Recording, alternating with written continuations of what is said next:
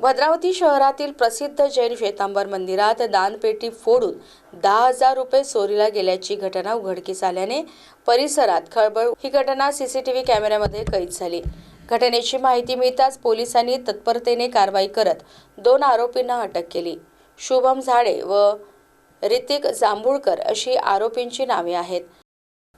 Policy चौकशीत दोघांनीही चोरीची कबुली दिली. शहरातील प्रसिद्ध जैन श्वेतांबर मंदिराच्या मुख्य गाभाऱ्यात ठेवण्यात आलेल्या दानपेटीतून 10,000 रुपयांची रोकड चोरीस गेली.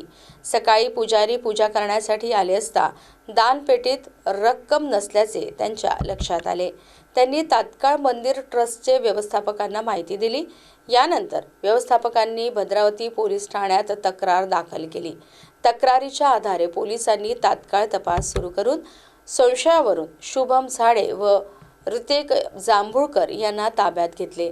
दोघांनीही चोरीची कबुली दिल्यानंतर त्यांना अटक करण्यात आली असून या प्रकरणी गुन्हा दाखल करण्यात आला आहे.